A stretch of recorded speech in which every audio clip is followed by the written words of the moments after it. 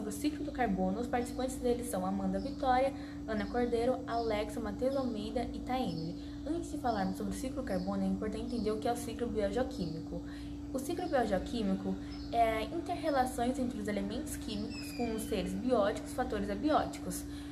Ele pode ser dividido em dois subtópicos: o ciclo biogeoquímico dos gasosos e os sedimentares. Como o carbono se adentra ao ciclo biogeoquímico dos gasosos, vamos focar mais nele. O ciclo biogeoquímico dos gasosos envolve a troca de elementos carbônicos entre os oceanos, a atmosfera, a biosfera. O ciclo do carbono também pode ser dividido em duas partes: a parte rápida e a parte lenta. A parte rápida envolve processos mais acelerados, como a fotossíntese e respiração celular. A parte lenta envolve processos de maior longo prazo, como a decomposição, a formação de combustíveis fósseis, entre outros. O ciclo do carbono começa com os seres autótrofos, que conseguem capturar o gás carbônico. A partir desse momento, o gás carbônico, uma parte agora faz parte da biomassa desse animal, desse ser vivo. A outra parte é devolvida para a atmosfera por um processo chamado respiração celular. Através da cadeia alimentar dos niveotrópicos, o carbono vai ser passado por todos os seres vivos até chegar nos seres decompositores, que são os últimos níveis trópicos. Ou seja, a partir daí conseguimos ver que o carbono está presente em todos os seres vivos, não só em seres vivos, como também em rochas calcárias, nos oceanos, nos vulcões também, que é um processo importante que ele devolve o gás carbônico para a atmosfera. Devido a vários processos como desmatamento, queima de combustíveis fósseis, grande parte dos gás carbônico que ficaria soterrado, ficariam quietinhos, como por exemplo desmatamento, ficariam dentro das plantas, acaba sendo devolvido para a atmosfera. Nesse processo acaba havendo uma maior concentração de gases do efeito estufa, levando ao aquecimento global. Não só isso, como também uma desregulamentação, um desequilíbrio do clima mundial, o descongelamento das geleiras, entre outros fatores que são decorrentes disso.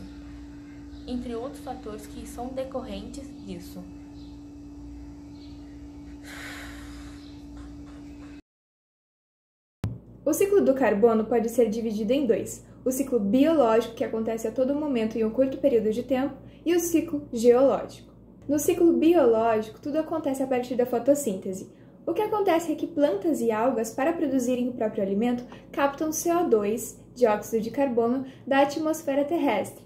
Com a ajuda da luz solar e de água, elas conseguem fabricar glicose e, como subproduto, o oxigênio que é liberado pelas folhas dessas plantas. Bom, essa glicose ela vai ser utilizada dentro da planta como fonte de energia, também conhecido como ATP. E o excedente dessa glicose ele vai ser armazenado dentro da planta como amido. O amido é justamente o composto orgânico que os herbívoros consomem. E mais tarde, quando um carnívoro se alimentar daquele herbívoro, ele vai estar consumindo carbono, porque o herbívoro comeu aquela planta que também utilizou o carbono para a fabricação do amido, que é um composto orgânico formado pelo carbono. Então esse carbono ele vai passando de nível trófico a nível trófico. Quando esses animais ou plantas morrerem, aqui vai entrar a ação do último nível trófico, que são os decompositores. Esses, por sua vez, vão quebrar as moléculas de carbono e liberá-las novamente para a atmosfera terrestre. Também é interessante entender que os oceanos possuem um papel crucial, porque eles também capturam CO2. O curioso é que muitos animais marinhos utilizam o carbono na forma de carbonato de cálcio para produzirem as suas conchas. No entanto, se os oceanos estão cheios de CO2, acontece um processo chamado acidificação, que acaba matando toda a vida marinha. Por outro lado, o ciclo geológico do carbono demora milhões e milhões de anos para ocorrer de fato. Lembra dos decompositores que eu disse anteriormente? Pois é, eles também estão envolvidos aqui. Mas o que acontece? Quando animais e plantas morrem e acabam sendo soterrados, os micro-organismos não vão conseguir fazer essa decomposição de forma adequada, emitindo o CO2 de volta para a atmosfera. Ali, então, vão acontecer processos que vão durar milhões de anos para formar combustíveis fósseis, como petróleo, gás natural, carvão natural, dentre outras coisas. A queima desses combustíveis fósseis por ações humanas é outra forma de emitir CO2 à atmosfera, então se enquadra dentro do nosso ciclo também. E por último, para encerrar, Também é legal entender a ação dos vulcões, já que o carbono fica preso dentro das rochas de magma lá no interior da Terra e quando o vulcão entra em erupção, ele é liberado para a atmosfera também. Bom, sobre os combustíveis fósseis, podemos dizer que eles são uma fonte de energia não renovável formada a partir de matéria orgânica por milhões e milhões e milhões de anos.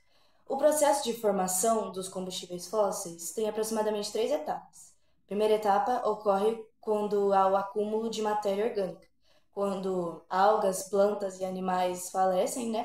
E seus restos da sua matéria se acumulam em lugares profundos, como os oceanos, os pântanos e os lagos. A segunda etapa ocorre quando essa matéria se mistura com sedimentos, sedimentos como areia e argila. Elas começam a soterrar essa matéria orgânica, ocorre a formação de várias e várias camadas sobre a matéria orgânica. E a terceira etapa ocorre quando há tantas camadas de sedimento que essa matéria orgânica fica submetida a altíssimas pressões e temperaturas. Com essas condições, ocorrem as transformações químicas que resultam já nos combustíveis fósseis. Os combustíveis fósseis têm uma grande importância para o ciclo do carbono, pois eles armazenam carbono em excesso no subsolo, né? Os combustíveis fósseis possuem muito carbono. Como esses carbonos estão presos no subsolo, ele ajuda a reduzir a quantidade de carbono atmosférico, assim ajudando a regular e a permanecer o ciclo natural do carbono. Então, eles atuam como grandes reservatórios de carbono geológico.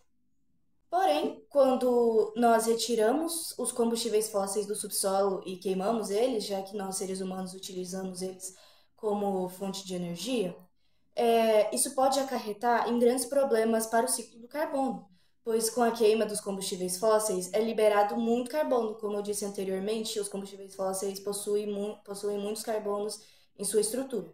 Então, quando eles sofrem combustão, eles liberam muito carbono, e com uma grande quantidade de carbono na atmosfera, isso pode alterar diretamente o ciclo do carbono, ajudando a aumentar o efeito estufa e o aquecimento global. Bom, eu vou falar sobre como as atividades humanas impactam no ciclo do carbono.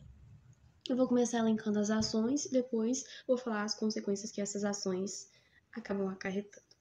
Primeiramente, uma das ações que acabam desequilibrando esse ciclo é o desmatamento. Porque, como já foi explicado antes, as árvores, plantas, elas assimilam o CO2. E quando eu falo isso de assimilar, significa que elas capturam o CO2, o gás carbônico.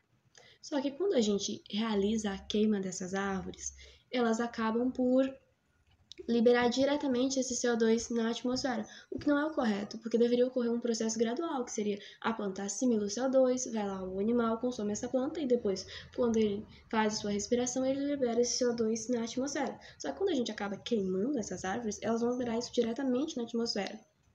Isso não é o correto. E outra ação também que o ser humano acaba fazendo é a queima dos combustíveis fósseis, que seriam o carvão, o óleo, a gasolina.